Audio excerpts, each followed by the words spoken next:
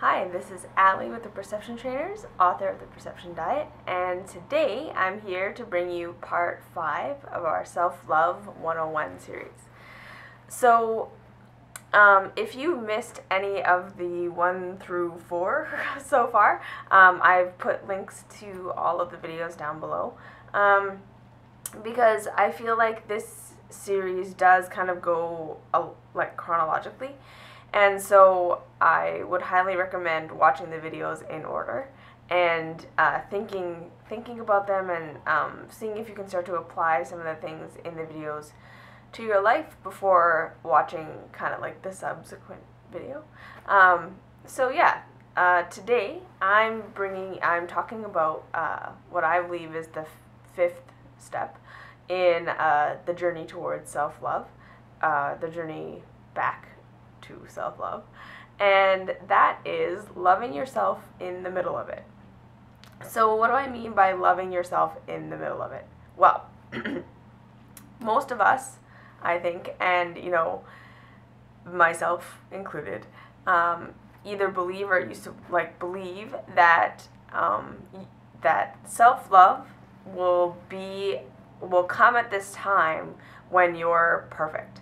And whether or not you consciously believe this or subconsciously believe this, I think this is one of the biggest stumbling blocks that most people have on their journey back towards self-love, is that they believe that, that they will get to a place of self-love when all of their flaws are fixed, or when all of the things that they don't love about themselves aren't there anymore, like when they've fixed everything. And this is just kind of one of those classic human things that we do where we get the order messed up. So, for instance, I just want to give you an example in my own life. So when I was kind of developing my eating disorder and getting into my eating disorder, I fully believed that I would be lovable and that I could love myself when I was thin. So my whole world was about becoming thin, because I believed that once I fixed the problem of being what I considered fat, once I fixed that problem, then I would love myself. Once I got to the body weight and the body shape that I was going to deem acceptable, I would love myself, and that loving myself would be easy at that point. I wouldn't have this thing about me to hate anymore. And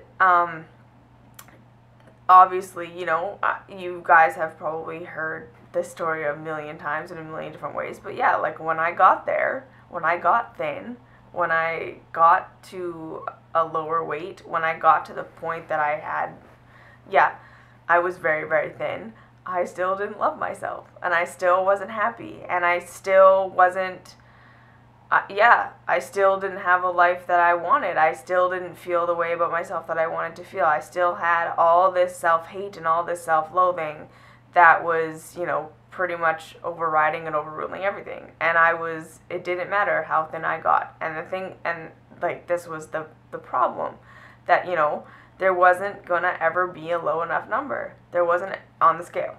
There wasn't ever going to be a thin enough. There wasn't ever going to be an acceptable weight with that type of thinking. And it's the same thing with, when I have all my money and I've fixed my money problems, I'll love myself. Or when I've solved all my relationship problems, I'll love myself. Or when I've gotten rid of all of my irritating habits, I'll love myself. When I stop being so judgmental, I'll love myself. When I stop being an alcoholic, I'll love myself. We always have these things that we say, and that we, these items that we have on our list of reasons why we're not going to take the time to stop and love ourselves now. And this is basically the truth of it. It's not that you can't love yourself inside of your, eating disorder, or inside of your money problems, or inside of your alcoholism, or inside of your judgments. It's not that you can't love yourself right here, right now with what you have. It's that you're deciding not to.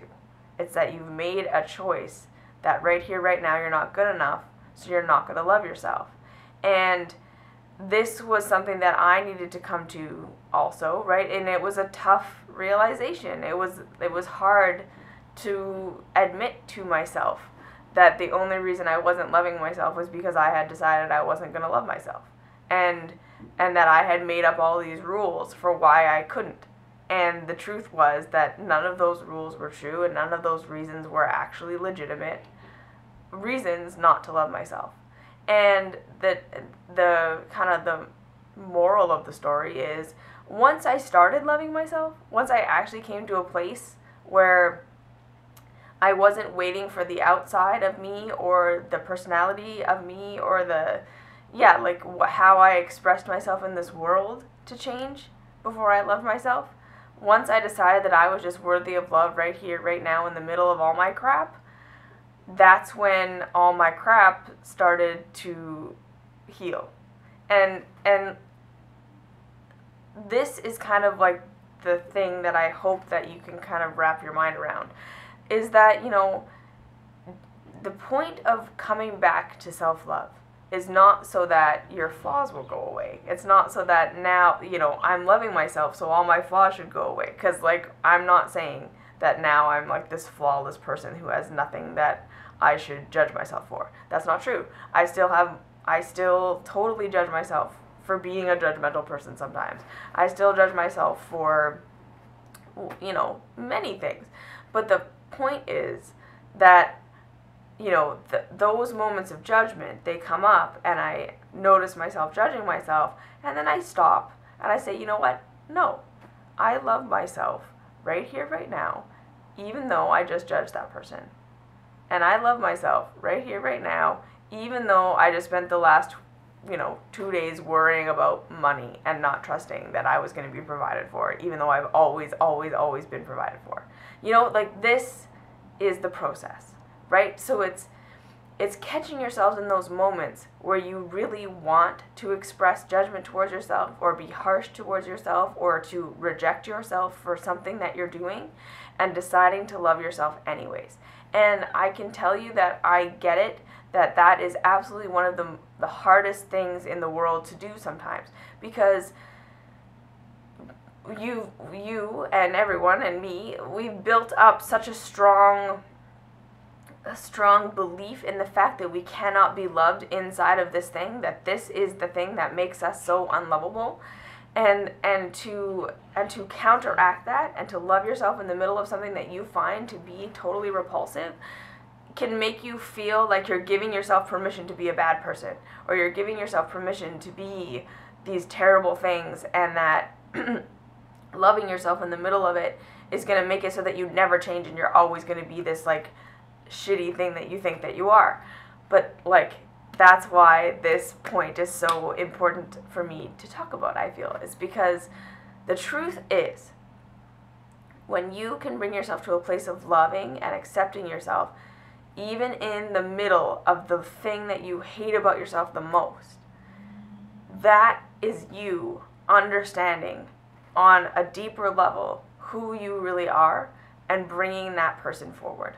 Okay? Because the flaws and the things that you feel are not lovable about you, those are just a part of your personality ego complex that are a part of this journey, that are not necessarily who you are fundamentally, but they're a part of your journey.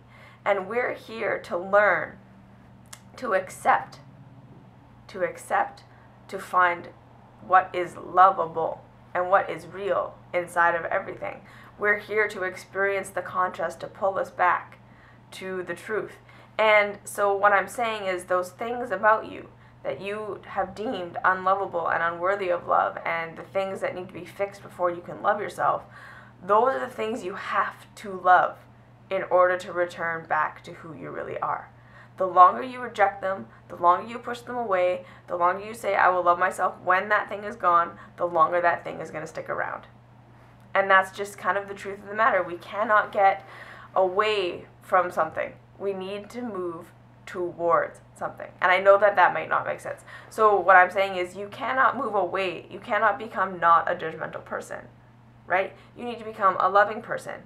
And the only way to become a loving, compassionate person is to be a loving and compassionate person towards yourself inside your judgment, and then that's going to heal you, and then you will move forward, okay? But the longer you are judging yourself for being judgmental, the longer you will stay judgmental, okay? The longer you're judging yourself for being an alcoholic, the longer you're going to stay an alcoholic. Or maybe you'll be able to heal your alcoholism, but you'll just go on to another thing. You'll go on to another addiction. You'll go on to another reason to not love yourself. And so this is what I'm saying. It doesn't matter what your thing is that you are telling yourself that you can't love yourself in. That is the thing. Those are the areas that you need to give yourself love and compassion in order to transform, to come back to self-love, to return to who you are. And like I said, I get that it's hard. And I get that it feels like you're giving yourself permission to be a bad person, or to, you know, if you're just to love yourself in the middle of everything, then you'll just be this like crazy person who never heals and never gets better and never does anything good. But the truth is, I want you to look at your life. How much has your rejecting these parts of yourself that you don't deem valuable actually helped you to get over them? How much of you hating yourself has made you a better person? And I think that we all need to take a really deep, strong look at that, because the truth is that we cannot hate ourselves into a place of love. It just doesn't work. We can't hate ourselves into a place of being whole and healed. It doesn't work. We can't judge ourselves into a place of being a compassionate person. It doesn't work, right? You need to give yourself love and compassion inside of the things that you don't love about yourself, the very, very thing that you think is what makes you unworthy of love, in order to return to understanding who you are, okay? So practically how to do this. When you notice yourself doing the thing, or, you know, behaving in the way that you usually harshly judge yourself, I want you to stop just for a moment, place your hands over your heart, take a deep breath, and say, okay, I would usually be judging myself in this place. Usually I'd be beating myself up for wanting a drink, beating myself up for engaging in my eating disorder behavior, beating myself up for judging someone. And instead of that, right now, I'm just going to stop this pattern. I'm going to send myself love and compassion. I'm just going to say, self, I love you. It's okay. It's okay. I love you. You're worthy of love. You're still worthy of love.